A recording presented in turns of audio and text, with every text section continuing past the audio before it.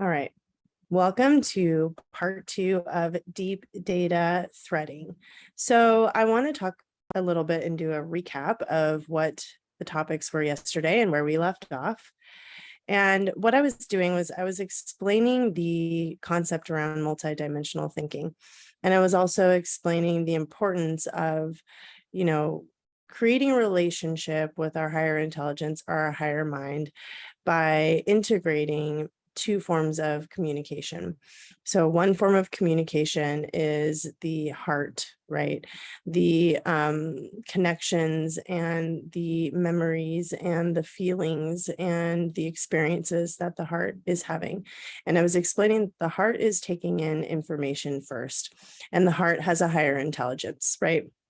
It's not something that we I think about often beyond being heart-led, but there's a whole nother level to the science behind the wisdom of the heart.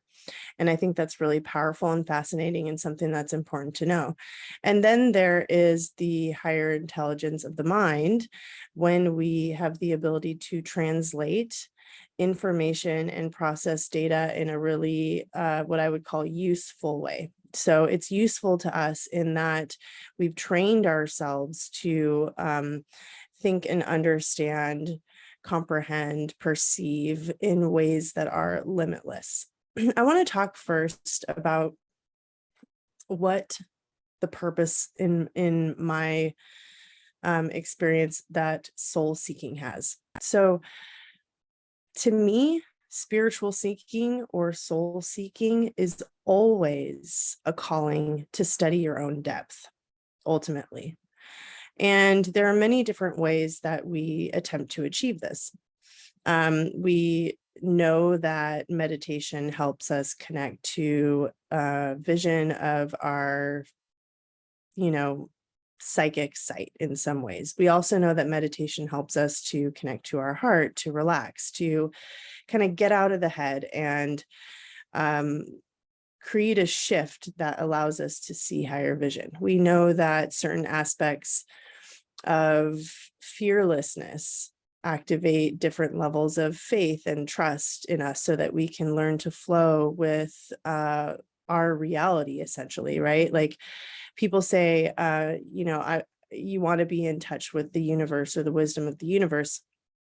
Really it is the reality that we're creating and access to that higher mind, that higher intelligence, or really what I see as the wisdom of the soul. So we know that we're seeking that, right? We also know that there are certain aspects of understanding reality around us that set us free, or there are certain ways that we can see reality around us that set us free. The reason why I want to tie this in is because I saw comments in the group yesterday, and people messaged me about one topic that I would define this as in particular, which is individuality. Every soul has a blueprint. Every soul has its own DNA. Every soul has its own template. And each and every one of us are extremely individual. We have our own ways of perceiving the world around us. We have our own beliefs. We have our own thoughts. We have our own experiences, and we have our own truth.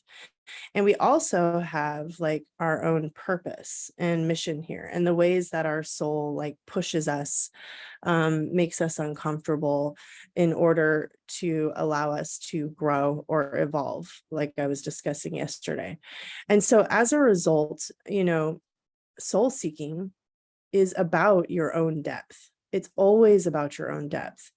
And if you are attempting to access whatever it is that is seeking in your soul, through learning somebody else's spiritual framework, if you're someone who's extremely soul guided, meaning you have a strong like conduit of communication to that own individuality, to like the underlying forces that are causing you to spiritually seek in the first place, You will never be satisfied by someone else's quote unquote modality. It will always be, in some ways, a cop-out to the bigger mission and the bigger work that you're here to do.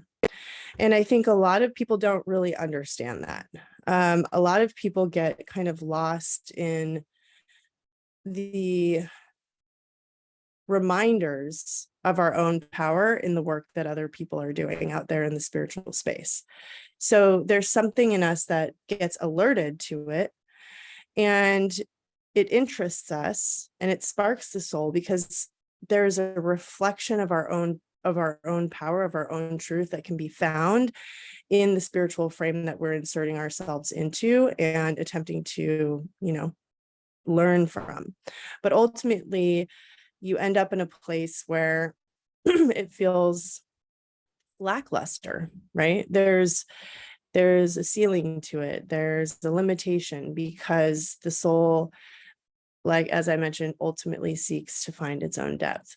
So what does that have to do with multiple or multidimensional thinking and heart intuition?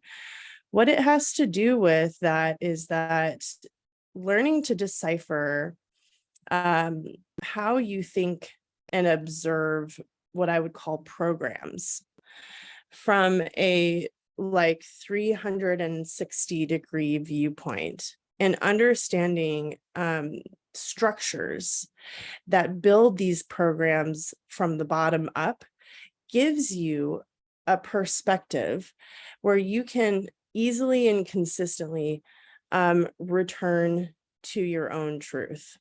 And so that's one facet of, I would say, truth finding, truth seeking. And then there's the other truth of the wholeness and the fullness of who you are on a soul level, on a source level. And that wholeness or fullness, to me, is experienced specifically in the form of singular states of creation. So when I say singular states of creation, what I mean are high vibrational states like love, right? People have said, continue to seek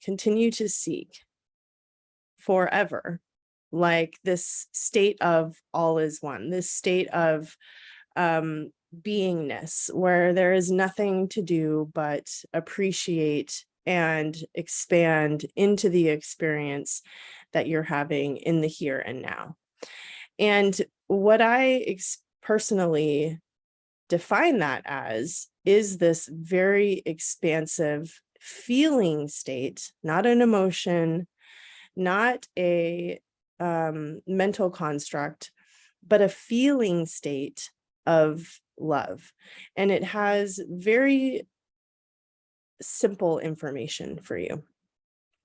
And so we're going to talk a little bit more about that, but I just want to explain the context of why would you attempt to expand your thought systems inside of thinking on multiple dimensions, and what does it actually do for you?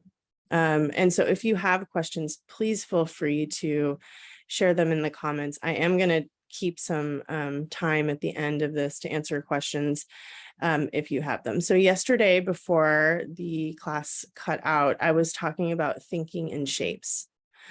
So I want to explain before I move into the thought exercise that we have to ask ourselves the question, what does the higher mind think? What does the higher mind think about? And once we answer that question, we understand that it's not so much about what we think, it's about how we think. So we have the ability to self-lead our thoughts forward in the direction of our desire, our intention, our evolution. And this is what I mean by threading. So I was explaining yesterday that,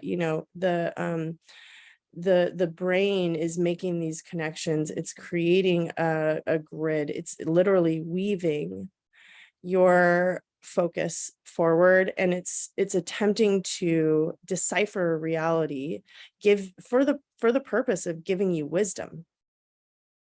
And wisdom is about what you walk out in your life. Wisdom is not knowledge.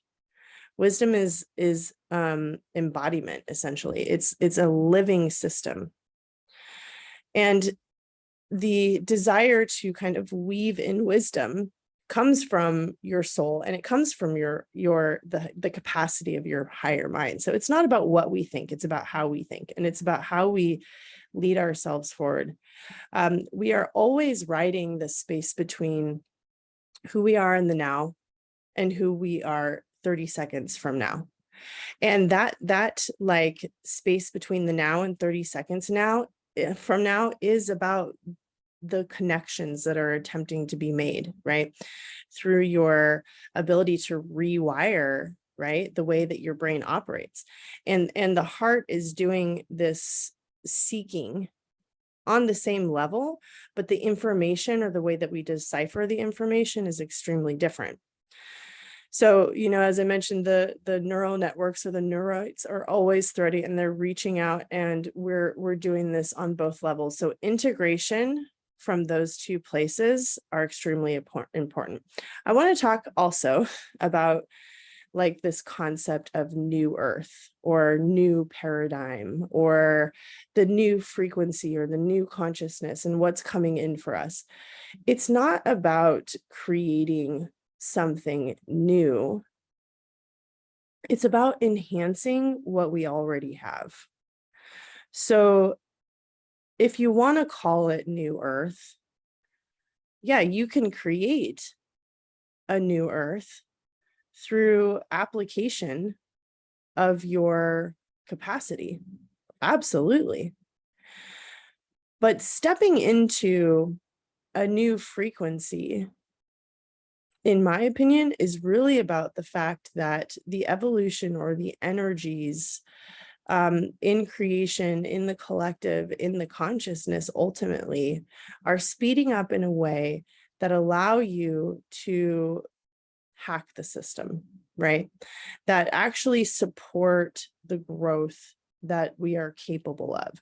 And so when I see a lot of people talking about like new paradigms, I completely agree that we are in a new paradigm or in the potential of a new paradigm, but we're only in the potential of a new paradigm if we are creating new paradigms within ourselves.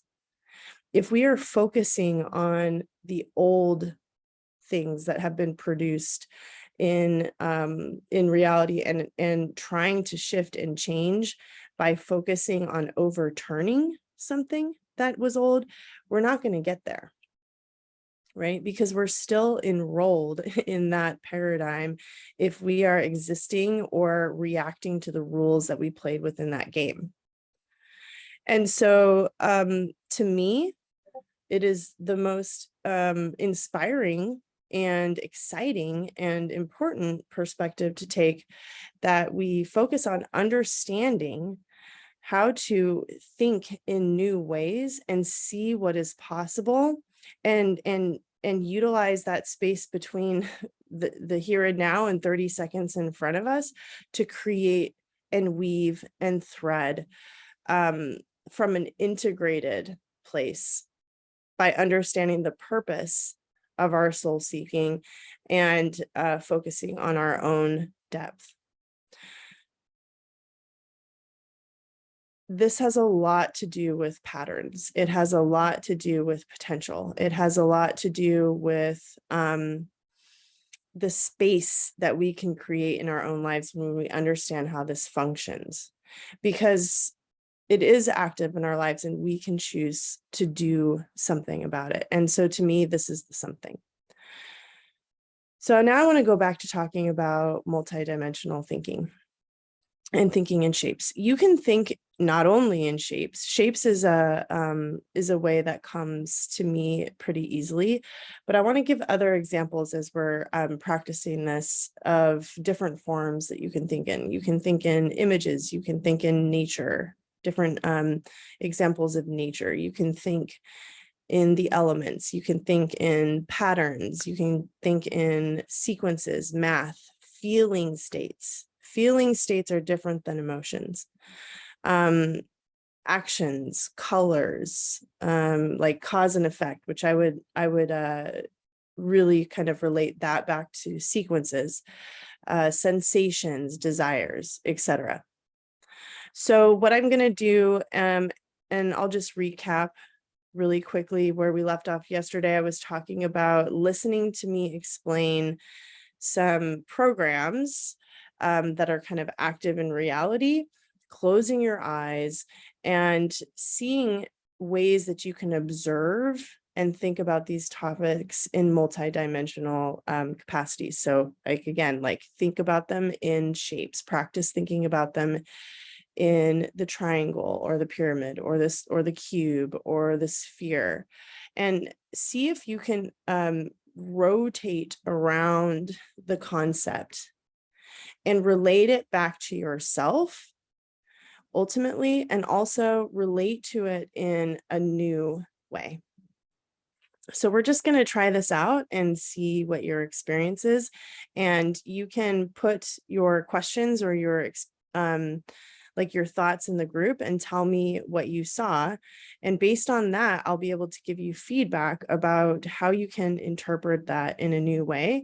And after I'm done with the exercise, we'll move on to working with the heart intelligence. Okay. So let's just like take a deep breath.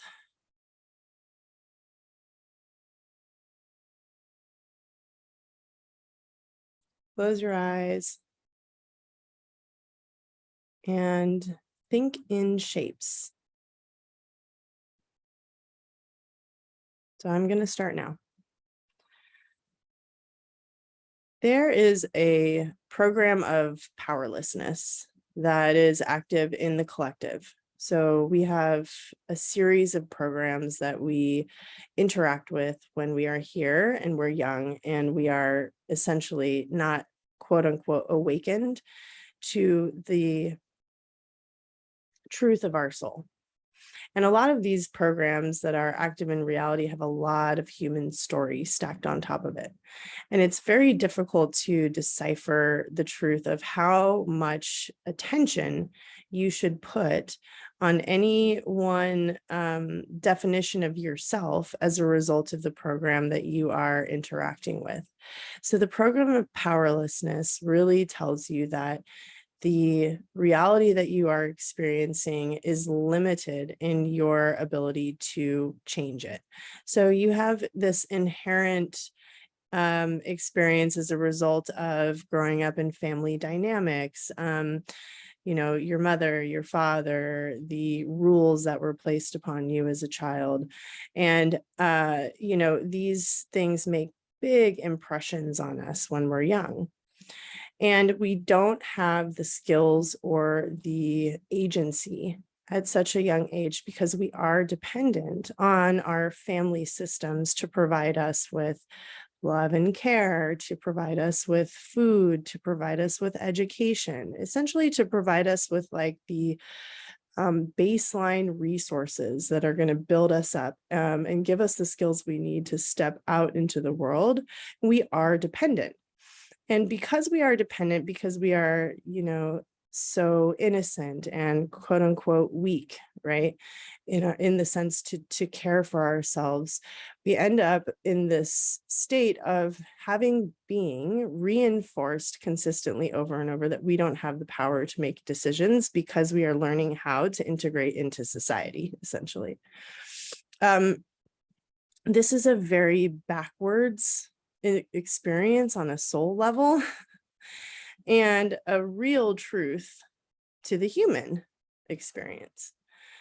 And what happens is that not only do we live that out and it becomes rules and beliefs in a form of, you know, I would say wisdom that's not essentially wise in our truest nature, but it shows us what it is that we can and cannot do.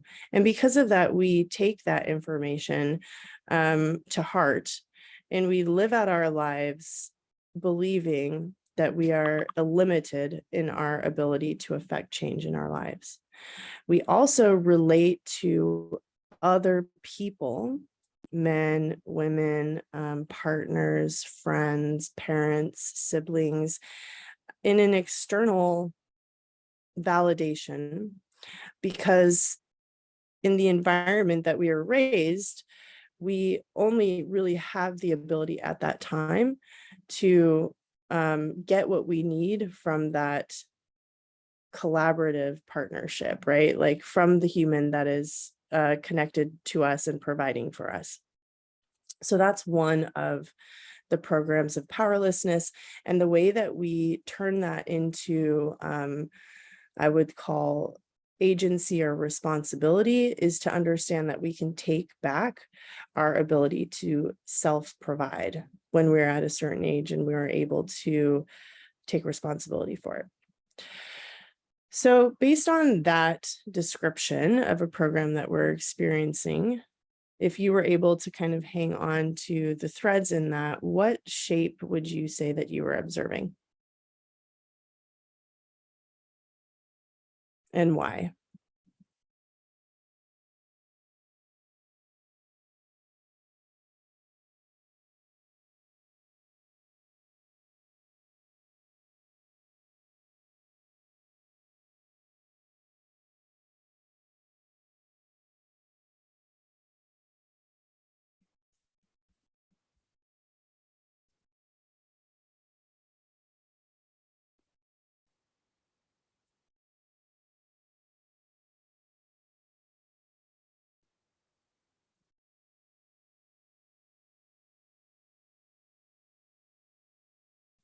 Geraldine says the triangle because of the family dynamics. And we both know that is true and correct. So when I observe that, I actually see the capacity for the responsibility,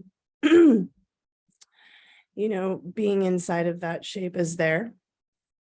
Sarah said, I saw the program of powerlessness as a triangle pyramid, stacking beliefs on top of one another in a hierarchical flow. Exactly. Yeah. And so, within that shape, it's like there is limited access to self, there's a rules, and there's somebody who has more influence than you and maybe more resources or more of a position of power than you, and you are either on the top or the bottom of that conversation. And that shape oscillates between different behaviors, different versions of how we see ourselves. And this can be a really compelling, I'm just speaking for myself there. Like, this is a really compelling program because I have, for a lot of my life, and still at times, not so much anymore, but even in 2 years of me studying this, would feel like my resources or my ability to take responsibility for things were limited by other people's interaction with whatever it was that I was dealing with. And so the family dynamics and the hierarchies of power, they're not the only truth. It's not the only thing that's happening out there, but there is a truth in that. We all believe in it. And there are definitely people who have access to more, people who have better, are more skilled at something else than we are. But if we don't see ourselves as being powerless or even reacting with that program in the first place, then we have the ability to take responsibility. And that's an extremely powerful position that we can take in that shape. The other truth about this and why this is useful is if you can observe something that simply functions as a designed program, you can remove the identification from it. This is what has been so powerful for me in observation or thinking in this way, is that I can see like, oh, I get how it's constructed. I understand that I was born into a position where I was dependent on other people for my safety and my nurturing, and my ability to quote unquote thrive in that stage of my life. But that's not an accurate description or an accurate reflection of who I truly am. And so I don't need to spend my life trying to reconcile relationships with my parents, spend a lot of time in talk therapy talking about all the things that I experienced as a child that held me back, that created belief systems that I'm still battling with now. I don't need to question my worth and worthiness on like a level of shame or like inherent worth in the first place, because I'm just interacting with a program. And if I'm interacting with a program and it operates in a way that is like mathematical, there's a sequence, there's a cause and effect to it, then it doesn't really mean anything about me, right? It only means about me what I allow it to mean. And now that I have, the intelligence, or I've activated the higher mind to kind of interact with it in a more limitless way, in a way that is less limiting to me, I can release a lot of expenditure of energy and processing and focus it on things that matter in my life. I was listening to my brother the other day, to give you another example, talk about his spiritual concepts, his spiritual awakening. And he's been going through a lot of interesting, deep musings about his perception, his unique and an individual perception of reality and the way it works and spirituality, etc. And as he was talking, like I could just see the different ways that triangle, that hierarchy was active. I could see like dimensions or planes in the cube that he was kind of talking up and down, a ladder of potential for equality, right? Where he could see things as equal or empowered. And I also could see the different ways that his soul was speaking. And so in a very quick amount of time, I had this experience where, I was listening, but I was really just tracking and viewing these different shapes that were active, which I would also call programs. They're just truths, right, of functionality. And I thought to myself when I saw them all that, oh, well, it's very complex, but it doesn't really matter. I hope this is going to make sense. It's like I had a cascade of things that I could say in response to him. And I saw a lot of coding active. And then I thought, well, that's very fascinating, but it doesn't really matter, except for when it does. And I kind of chuckled about that, because what I realized was that any one of the points that he was making could provide like an intellectual rabbit hole of analysis of like the higher function of his description of his spiritual awakening, and also the things that matter to me in connection to my soul blueprint are the choices or the different opportunities where I could take to grab a particular thread and follow it up or not. Please let me know if that makes sense. Geraldine said, it's me, authority and outside influence, an environment of reflection. Yes. The environment of reflection really is about, what are you going to let be your mirror, or what is your mirror? If we allow finite concepts of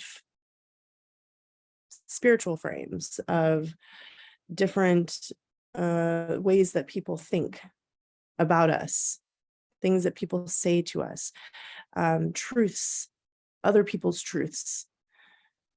If we allow those things to be our reflections, then we are already defining within a limited scope. If we allow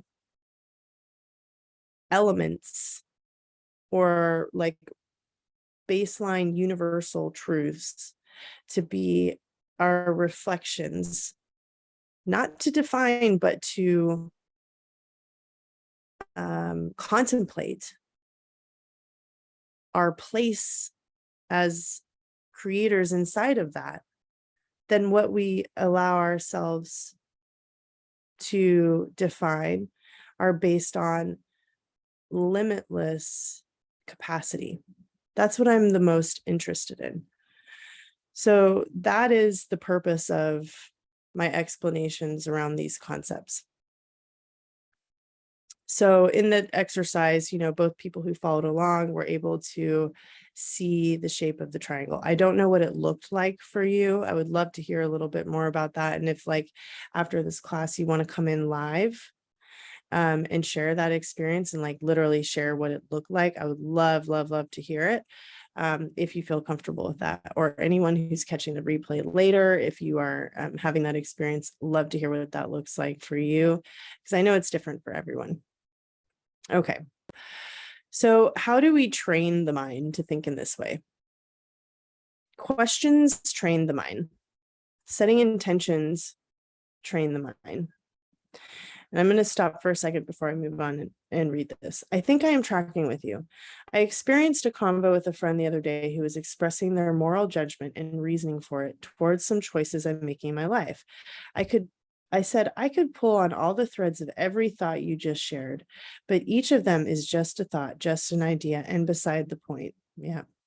It isn't thought that is leading me. It is my heart, body knowing, which happens precognitively. Yes. And then the thinking is coming in and trying to understand, explain, or build concepts around something my body, heart knows. Exactly. And that is exactly what I'm trying to get to in this master class, is that you have a choice. As somebody who's learning to master the concept of threading, you have a choice to pull on any conceptual thread that comes your way. And if it's interesting to you, go ahead and do it. But if you can tell on a heart level, or from the training of the higher mind, because you've invested enough time loosening the definitions to understand certain ways that everyone thinks as these programs or these shapes, because they do, right? And I'll explain a little bit more about that before I move on. The most primary shape or program that people think inside of is that victim triangle. It is that powerlessness program. It is the story of limited option. It is the story of reliance on somebody else to provide us with the opportunities. It is the story of being taken from, being given to, being rescued, right? It just is. It doesn't, like I said, because we understand it's just a function, we don't have to feel bad about it. There's no shame in that game. But at some point when we understand it, we don't have to kind of be a part of it, because when we're listening to other people's truth, we can see where that dial is turning in them. And because we develop that skill, we have the ability to kind of let these threads go. We do not have to grab on and enroll in any of it, because what we're focusing on is really this nuanced data analysis. And that's the whole point of this class. And what I shared in the beginning is that so much information is going to be coming our way and will continue to do so. And we're going to be processing fast. We're going to be moving quickly. The higher mind does not have a problem with this. It is very natural for us to be able to do that, but we should be able to see these programs like real quickly and just choose the thing that serves us, because we've trained ourselves to be aware of it. We know how to think about things in a very from a higher intelligence, and we know who we are, right? That's the heart. That's what we're being guided to from. That's what we're committed to. We know what it feels like, so we can read the energy of the situation. And we're also expansive enough in our connection to that we don't judge other people. It's a really beautiful dance. It's a really beautiful tone. This is how we can change so much, because we cultivate like this humanity, this compassion, this like not fake compassion, this real true gratitude, because of our own aptitude. Like, we are grateful that we back ourselves up in this way. We are so incredibly grateful when we can experience this viscerally in our lives, that we have the ability to observe and still stay true to ourselves. We are like thanking ourselves. This is how it feels to me on a soul level, for doing the work and setting ourselves up so well in a grounded way that we're not getting lost. We can trust ourselves. That's such a beautiful thing. So, reading this is very much exactly what I mean when I was talking about why thinking in different planes is so important, right? Because it removes us from the story, and it returns us to watching. It's like universal language. It's just functionality. It's just sequence.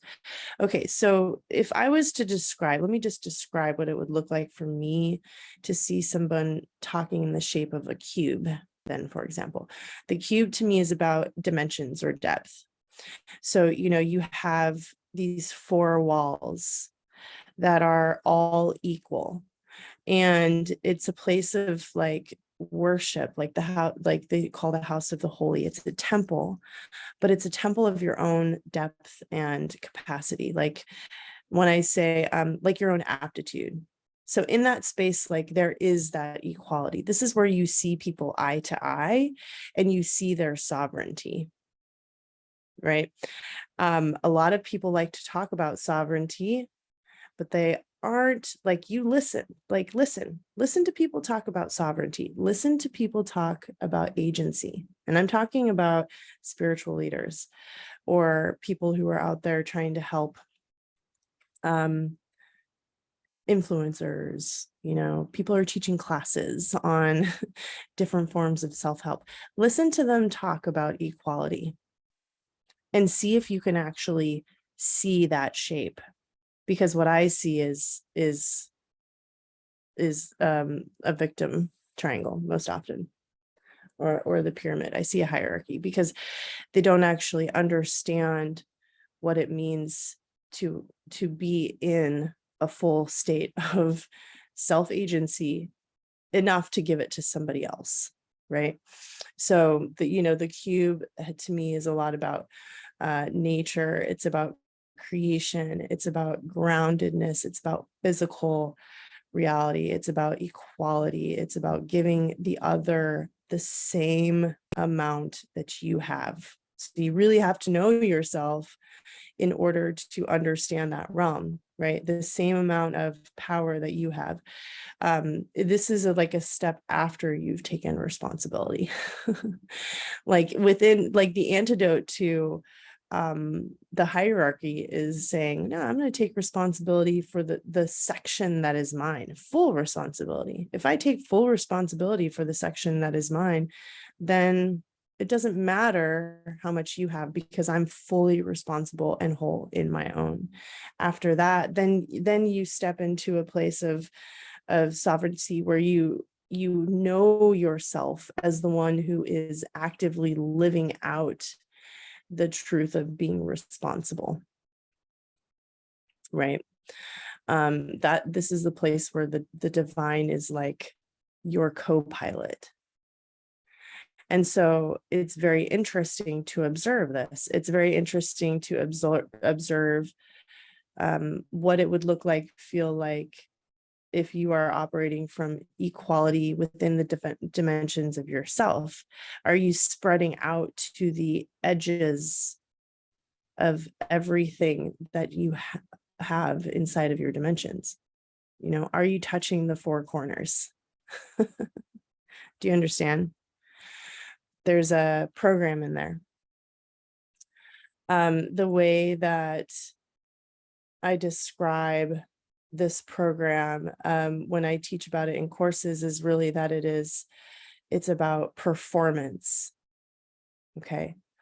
And when we are judging our performance and not feeling like we're spending our time wisely, when we are comparing ourselves against other people, we're really not utilizing the capacity that spreading out into all of the edges of our corners can give us, and living as such. Okay.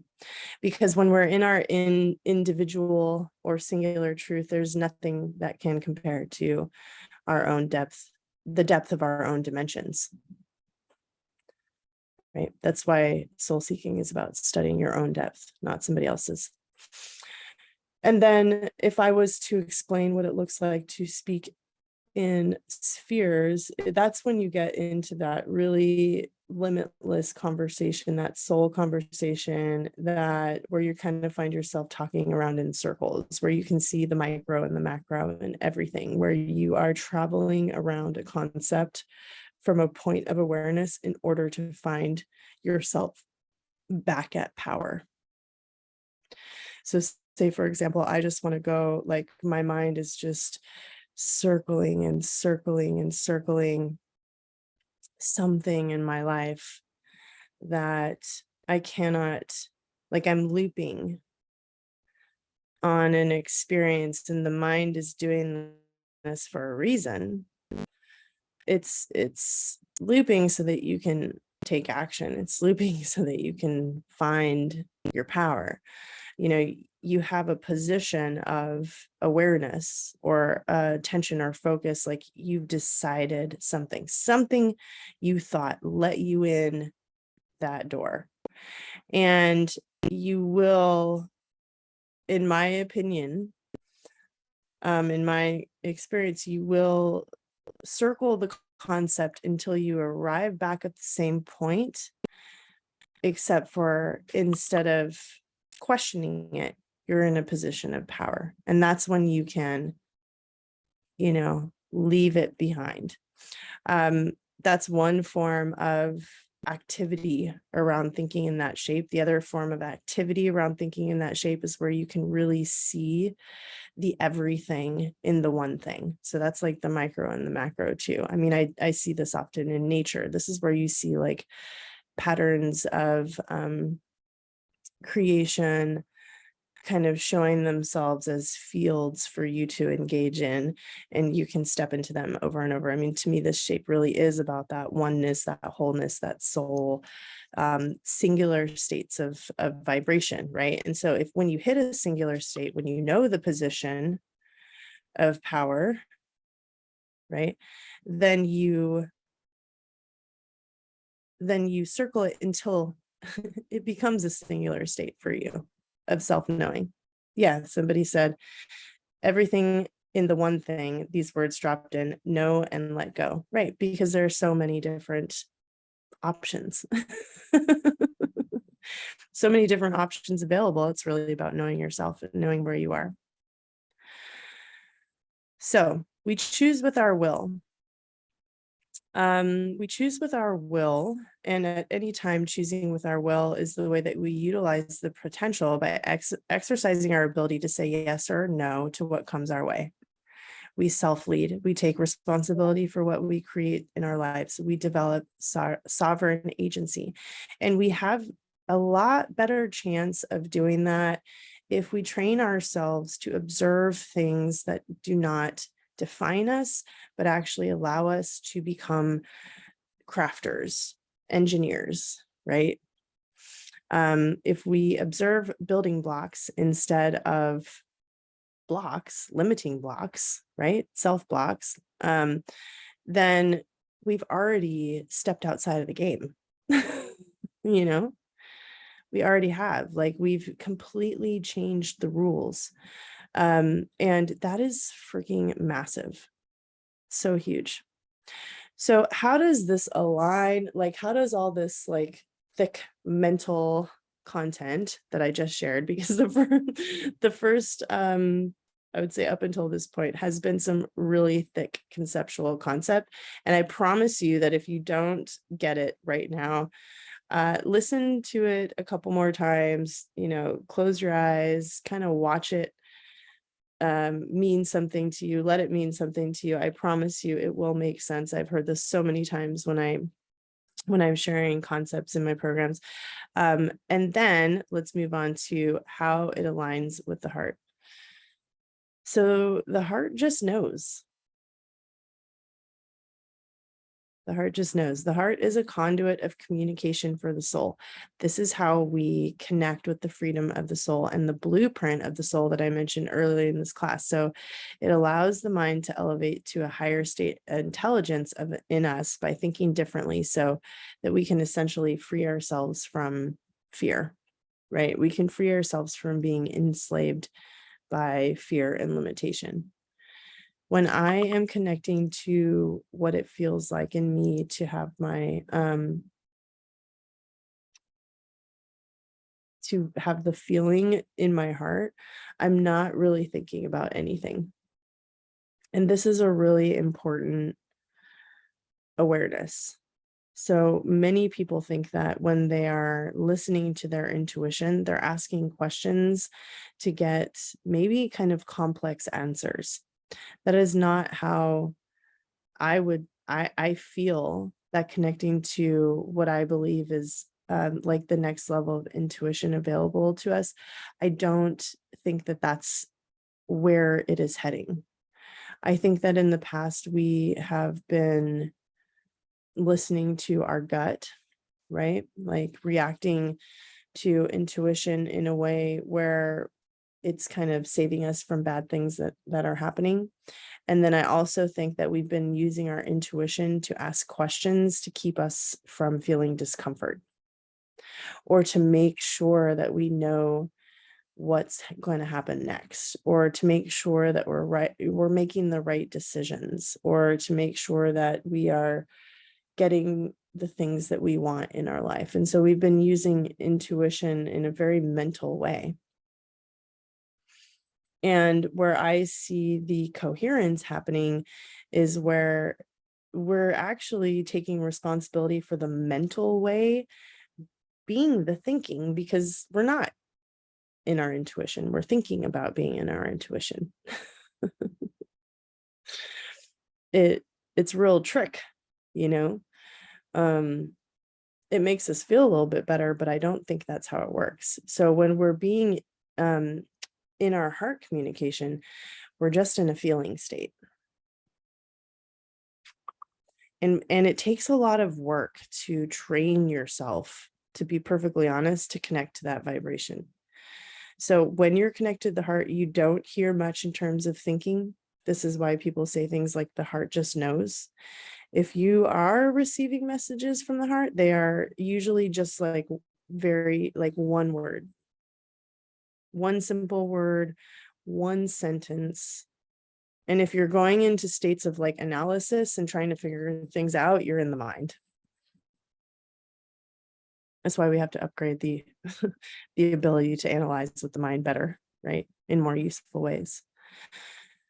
Dropping into the heart is very simple.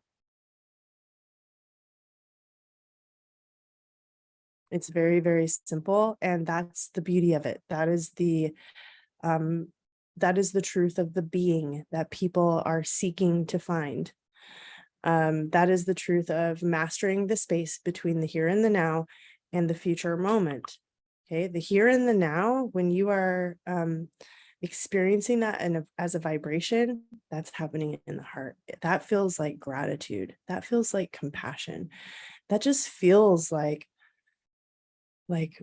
expansive breath. It feels like when you are so surprised at how beautiful something is, or like overcome with love for someone, when you feel like peace and warm and relaxed, and like every time that you breathe, your breath gets bigger, and it's like euphoria. It's euphoric. It's euphoria. It just feels like sublime gratitude. That's all that is. Like, how amazing would that be if we could feel that way about the here and the now? as much as possible. I think that's what we're searching for. And we're looking to find that, because that is a form of intelligence, actually. It's not just like a lackadaisical state of, I have no goals, I don't know where I'm going to be tomorrow, I don't know, it doesn't matter like what happens next, I'm just appreciating the here and the now. Yeah, I mean, when you're feeling that in your body, it doesn't matter what happens next, because you don't have fear, you don't have desire, you're not thinking. You're just appreciating. You're just enjoying. You're just grateful for. You're just connecting. And from a vibrational state, if you can maintain that, and also understand that the 30 seconds ahead is how the mind is going to translate it, or what the mind is going to do after you've had that feeling, with the interpretation of what that means about you, how you're going to use it, where you're going, what's coming next, how does that relate to you paying your bills? What does that mean about your relationship, the vacation you want to take, the kids that are screaming at you, your boss at work, grocery shopping, the house you want to buy, the hike you want to go on? What about your hobbies? What about the fact you want to lose weight? What about what your sister told you yesterday about why she's mad at you? What about the fact that your dad always like makes that little comment that gets under your skin? Or that person in your life that kind of keeps pulling the same old bullshit and you're tired of it? Like, we're anticipating what's coming next after that. This is not what's the word?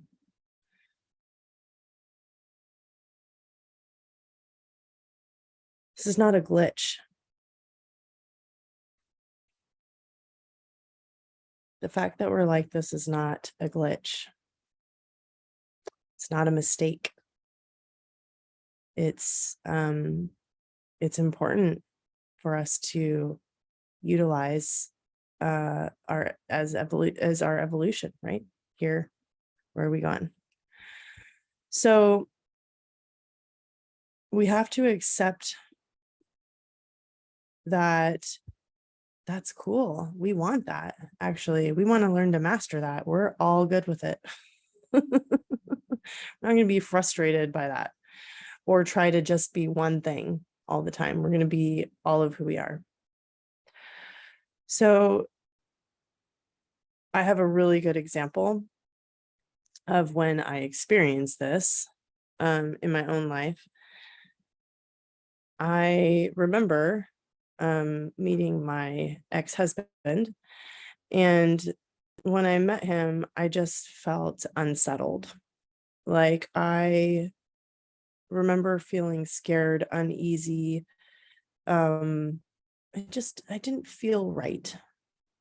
And I had no skills to interpret that in any way at the time, but I didn't know it as heart information.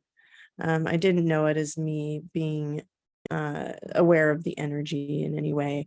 But what my mind immediately did after that experience was to make it make sense, try and make it make sense, make it about me overreacting, or, just to ignore essentially what my heart knew. And then when I met my current partner, I just felt that expansive breath. Like I felt so relaxed and at ease. And I felt like this bliss, and I wasn't thinking about anything. And I was usually somebody who I knew myself in the past, like talk anxiously, especially around new people, like lots of small talk, filling the space, jumping around from topic to topic, probably sharing too much about myself. It's like total ADHD reaction. It's just like kind of like a, overexcited little kid or something, just trying to fill the space so I didn't have to feel uncomfortable. I had known myself to be this way. And when meeting new people, I mean, for most of my life. So it was extremely puzzling or different or loud that I felt this way around him. And I just remember, after like the first date where we hung out all day, like him leaving and me just taking a bath and crying, like sob crying, because I had never felt what that felt like before. And I was so grateful just to have that feeling. It makes me emotional just talking about it, like remembering that. I mean, it felt like deliverance, right? In this some form, where like the soul was just like,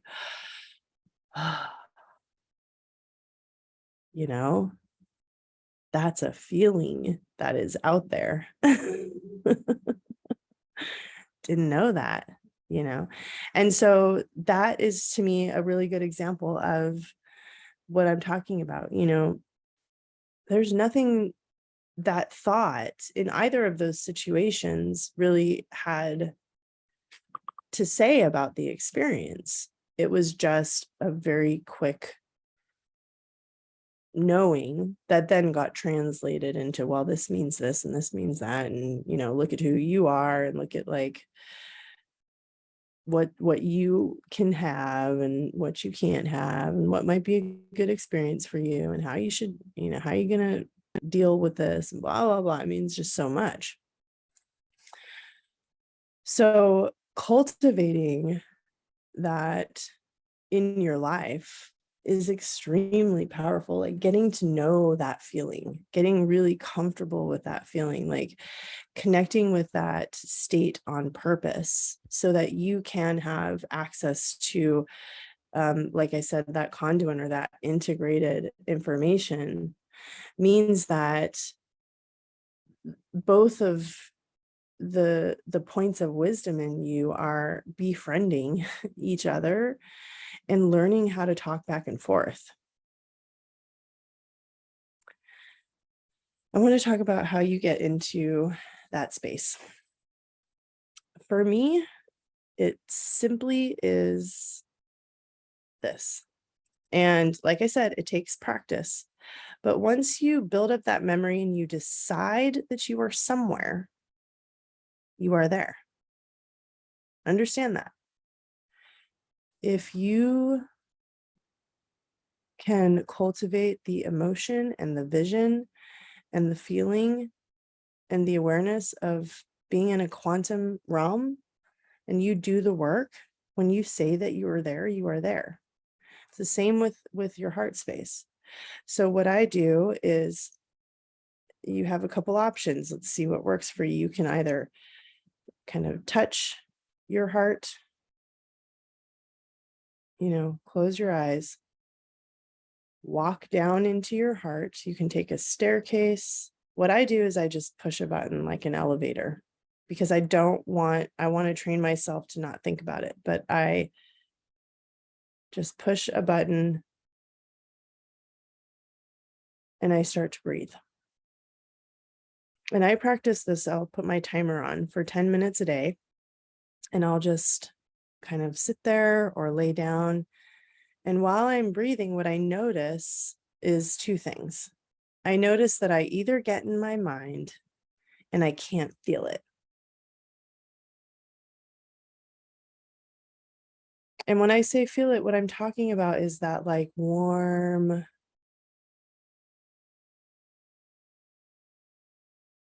appreciation. So it starts when I know that I'm there. It starts with like this warm feeling, kind of like you love somebody, or you're thinking about something really awe-inspiring, like something that is just like, I don't know how to describe it beyond like this gratitude, like just immense gratitude. And so I can feel it there. That's how I know I'm there. Then the thing that continues this is breath. So instead of breathing in your stomach, like pushing your stomach in and out, or sending the breath down really low into your stomach, filling up your stomach all the way, instead of that, you breathe into your heart space. And you kind of and the other way that you know that this is happening and it's growing in you is when each breath feels bigger and lighter and more relaxed than the last one. So you can actually like feel like your breath is just limitlessly expanding.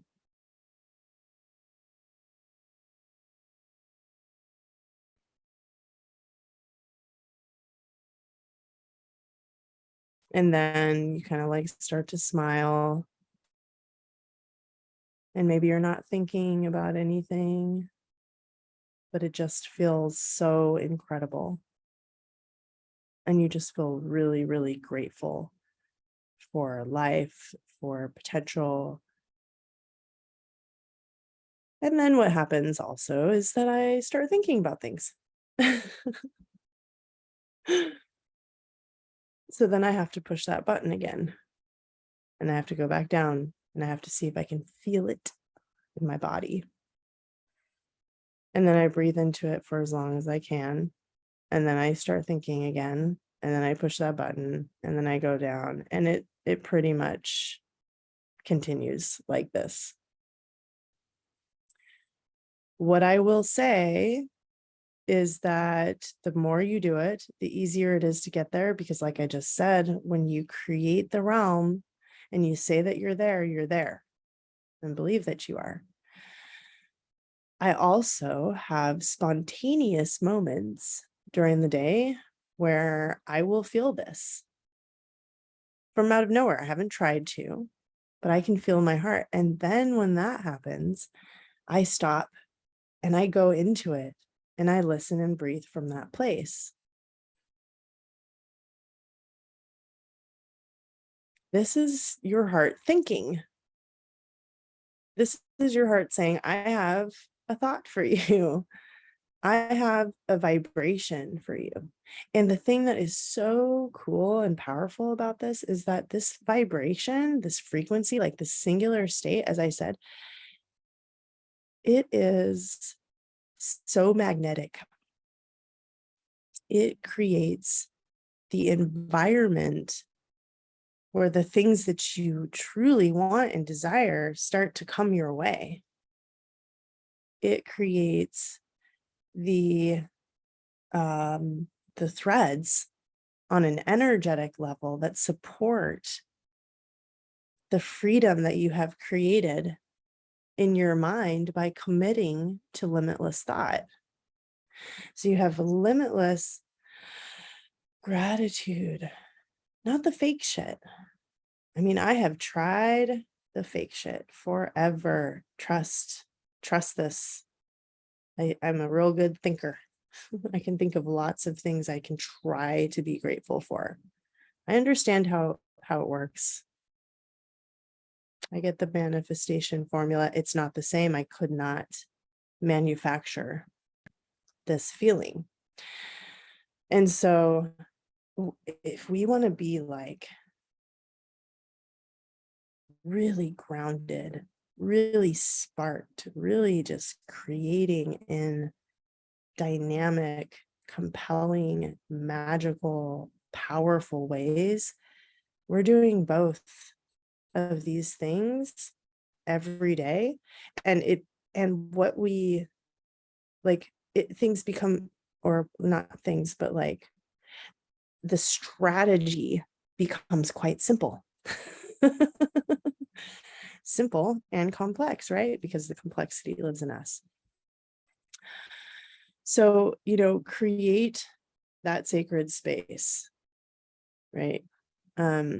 Create the realm in you where you get to go to this place. And if it's easier for you to go to this place by like walking down a staircase into your heart, that's great. Walking through a portal into your heart, that's great. Pushing a button into your heart, that's great. But I suggest you make it very simple. This is why I don't recommend, really like complex, long drawn out meditations or visualizations for this, because we want to train ourselves just to like be there. And the more we do that, the more simple it is. I think the more true and honest the experience is, because there's less thinking, more feeling, and we learn to recognize it. It's just too easy to access our brain activity through thinking, right? And thoughts create different experiences.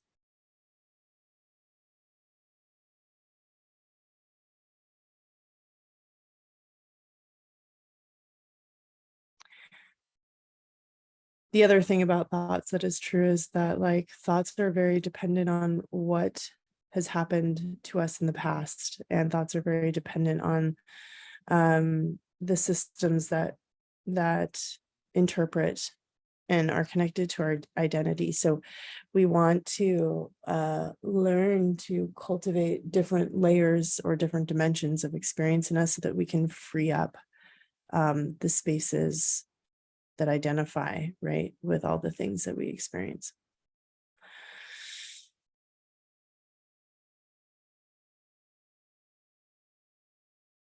The last thing I'm going to say as I finish this up is that returning to the concept of the soul blueprint, which I think is really important, or the soul template, or the individuality as a soul, is that we really should understand that the soul is not a passive player in our lives. It did not come here to sit and just be. Now, singular frequencies or singular states of vibration, yeah, those are different, right? But when it comes to people who like to talk about there's nothing to do or be, if you're trying to find your purpose, you've already lost it, et cetera, that's bullshit. Okay, the soul has an agenda. If it didn't, I mean, are you like alchemizing? Are you struggling? Are you dealing with challenge in your life? If you are, it's because your soul has an agenda. It has a desired outcome. It has a purpose here. And I mean, I can argue with other people about this all day long, but for my experience and my truth, if you do not set on that path, you just go through more opportunities to burn off the things that are in your way until you choose the path, right? Not everybody is aware of this, but the people who are, You don't have to live in a perpetual state of dark night of the soul or the constant ebb and flows and ups and downs. You don't have to live that way. You can just say yes to the truth that the soul has agenda, and it's going to put you in positions where you have the opportunity to release human limitation until you get to the point where you are understanding of what that is and on that track. So I just want to bring that up because I think it's a really important thing to know, because if we take responsibility for it, it's not as like the circumstances that cause the squeeze don't confuse us, right? So came here to do specific things, and if we activate ourselves inside of that calling and are led by it, we become every bit as much of the geniuses that we think we are, as the people here to have impact that we think we are, but it does require action. So the idea of being love and being in gratitude and being in wonder, the concept of appreciating everything that we experience, owning our truth, is a state of the heart, and the feeling it produces, so that we know that we're communicating with it, but it's very different than the state of just being. And it is, do not confuse this as the same thing. I just think that's really important for us to know, because I do believe that we are here to evolve into our soul capacity. And like I said, the external environment that's pressing upon our current condition is the one that causes us to rise and evolve. And that's a good thing. Okay, so I hope everyone really enjoyed this series. If you are not catching it live and you want to leave a comment in the replay, please do.